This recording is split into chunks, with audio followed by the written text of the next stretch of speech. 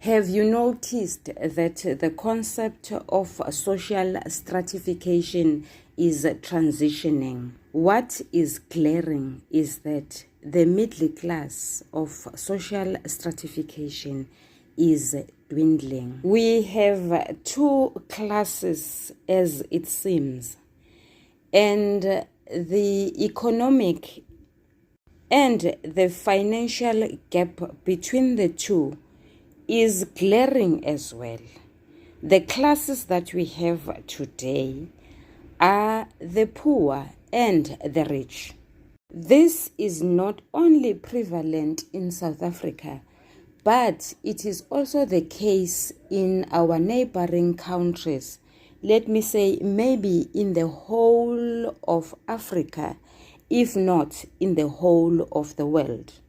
I guess the rich are able to make their money to work for them. For the poor, there will always be the dependency syndrome. That is a given. The class that needs to think on its toes is the middle class. I think it is high time that we invest in the management of financial resources. It doesn't matter what a person makes at the end of the month. What matters is how the money is managed, meager, little as it is. Sanibonani balingani mabhungu namatshitshi, igama lami nguSpooky N isiZulu. Imibuzo emide. Izinkomba izimpawu zokuhlaziya ziyisithupha. Bese sikushilo lokho kaningana phambilini. Lezi zinkomba zihlelwe ngokwamazinga.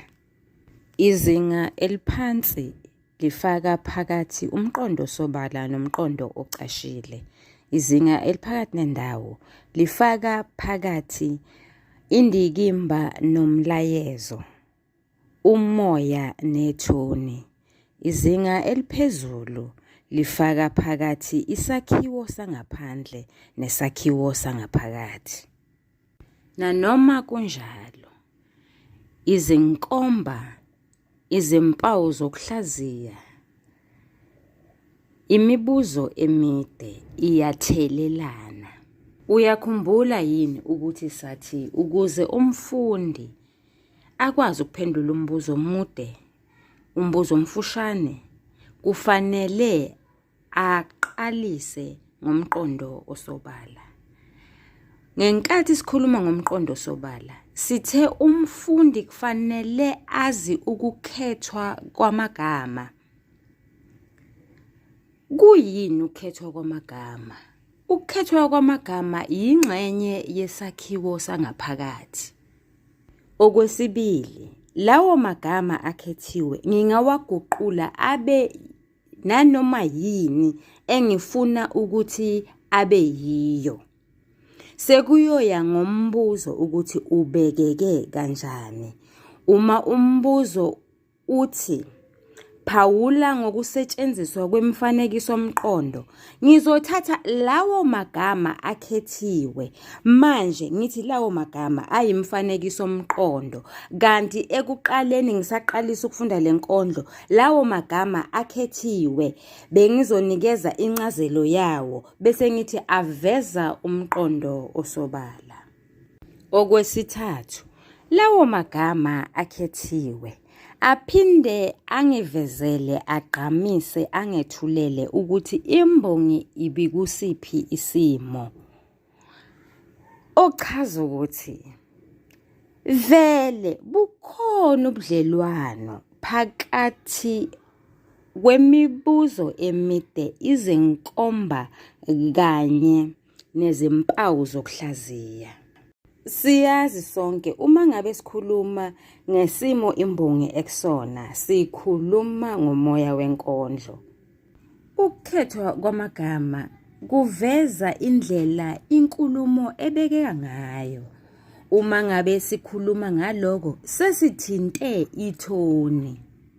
Ngenkathi siqalisa ukuchaza inkondlo ethi thumela uzamcolo Nkosi, saphinde senza inkondlo ethi ugqozi, saphinde senza nenkondlo ethi Nkosi sikelela iAfrika. Besikhetha amagama ngomuqa ngomuqa, ngebinza ngebinza. Uma sesithinta ukusetshenziswa kwemigqa namabinza, sesikhuluma ngesakhiwo sangaphandle. Uyakhumbula yini ukuthi kule nkondlo ethi ugqozi sikhulume ngokusetshenziswa kongwaqa abafanayo emgqeni owodwa. Saphinde sakhuluma ngonkamisa abafanayo emgqeni owodwa. Besikhuluma phela lapho ngefanamsindo, besikhuluma ngengxenye yesakhiwo sangaphandle. Uyakhumbula yini ukuthi ngenkathi senza inkondlo ethi thumela uzamcolo Nkosi, sakhuluma ngokusetshenziswa kwezimpawu zokuloba, sakhuluma kakhulu ngokusetshenziswa kombabazi kanye nekhongco. Phela besikhuluma ngengxenye yesakhiwo sangaphandle, ngoba izimpawu zokuloba zingena ngaphansi kwesakhiwo sangaphandle. Qaphela-ke, ukusetshenziswa kwekhongco kule nkondlo ethi akasekho kuhlukile kunokusetshenziswa kwekhongco kule nkondlo ethi thumela uzamcolo Nkosi. Uyakhumbula yini ukuthi sathi kule nkondlo ethi thumela uzamcolo Nkosi, ikhongco isetshenziselwe ukwehlukanisa imisho emibili emgqeni owodwa. Sizothi ngenkathi sesidingida sicubungula sichaza sihlaziya inkondlo ethi akasekho, siphawule siveze ukuthi ikhongco lapho isetshenziselweni futhi kungani kusetshenziswe osonhlamvukazi. Okuchaza ukuthi sizoxoxa nje ngezimpawu zokuloba ezizobe zilapho. Siyawubona-ke nombuzi ukuthi usetshenzisiwe nawo. Siyalibona nophawu lokubabaza ukuthi nalo lusetshenzisiwe. Sesiyobona ngakho uma sesifika kuleyo nkondlo. Uyakhumbula yini ukuthi ngenkathi sichaza inkondlo ethi thumela uzamcolo Nkosi, sathi umbabazi usetshenziselwe ukuveza okuthathu. Sathi ukubabaza ukuveza imizwa, ukuphoqa. Sathi esihlokweni sale nkondlo umbabazi usetshenziselwe ukuveza umuzwa wokuncenga. Asishiyeni lapho. Enkondlweni ethi izibongo zikakufa kwezwe, emgqeni wokuqala, kwakhulunywa ngegama elikhethiwe elithi ingqungqulu. Nanoma la singeke sanikeza incazelo yalelo gama, kodwa-ke okubalulekile la ukuthi leli gama elikhethiwe elithi ingqungqulu lana liphinde lasetshenziswa njengesifenqo. Isifenqo esiyisingathekiso siyingxenye yesakhiwo sangaphakathi. Umugqa wesithathu wale nkondlo ethi izibongo zikakufa kwezwe ufundeka ngalolu hlobo. Zonke izinyoni zakhothamisa amakhanda. Isigejane samagama athi zakhothamisa amakhanda siyisimo sokukhuluma. Izimo zokukhuluma okuyizaga, izisho nezifenqo ziyingxenye yesakhiwo sangaphakathi. Enkondlweni ethi ngibonga ngiyangqongqoza sizofunda umugqa wokuqala kuphela ufundeka ngalolu hlobo. Okweguqa lithatha ubunkunzi. Leli gama elithi okweguqa kwachazwa ukuthi lalikhethelweni. Kodwa-ke manje ngifuna ukugqamisa ukuthi leli gama lisetshenziswe njengesimo sokukhuluma esiyisifenqo esibizwa ngesifaniso. Isifaniso noma izifenqo ziyingxenye yesakhiwo sangaphakathi. Ake sigoqe isifinqe esikhuluma ngako. Sithini? Sithi uma ngabe sifuna ukwazi ukuthi inkondlo ikhuluma ngani, imayelana nani, ithini imbongi, uthini umqondo osobala walenkondlo, kufanele sazi ukukhethwa kwamagama. Sikwazi ukuwachaza lawo magama ukuthi imbongi iwakhetheleni. Ukukhethwa kwamagama lokhu kuyingxenye yesakhiwo sangaphakathi. Uma sikhuluma ngesakhiwo sangaphakathi, sisho izinto eziyisihlanu.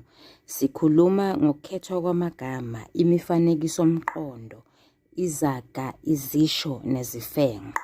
Inkondlo-ke iphinde ibe nokunye okuyizimpawu zokuloba, imigqa, amabinza noma izindima, ifanamsindo, impindwa. Konke lokho kuyisakhiwo sangaphandle. Kukhona-ke nengingakaze-ke mina enkathi ngifundisa inkondlo ngakhuluma ngako. Angaze ngakhuluma ngokuxhumana, ngemvumelwano. Ngisengakaze ngakhuluma ngesizura. Akusho ukuthi zonke lezo zinto lezo azikho ezinkondlweni esengizifundisile. Zikhona. Ake sithathe ukubheka. Uthini umem lapha? Bafundi nani balingani bami, ngithi inkondlo yakhiwe ngamagama akhethiwe. Uma ngabe lawo magama lawa akhethiwe sesiwachaza, sinikeza incazelo yawo. Siveza umqondo osobala. Uma ngabe sinikeza incazelo yalawo magama, siveza umqondo ocashile. Uma ngabe-ke sesiphinde siwacubungula lawo magama ukuthi imbongi ikusiphi isimo, lawo magama lawo aveza umoya. Uma ngabe sithi lawo magama ethula yiphi inkulumo, ethula yiphi imizwa, sesikhuluma ngethoni. Kuwona lawo magama kusetshenziswa izimpawu zokuloba. Kungaphinda kusetshenziswa amagama afanayo, sithi lokho ukuxhumana. Kungaphinde kusetshenziswe imigqa efanayo, bese sithi lokho impindwa.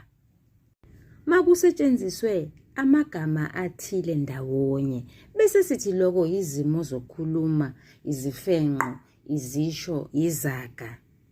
Elukuma lapho, onezindlebe uzwile. Ungakhohlwa ukusubscribe amashaneli mathathu. Eyokuqala isiZulu Grade 12 Intervention, eyesibili isiZulu The Curriculum Breakdown, eyesithathu isiZulu File The Chat Room.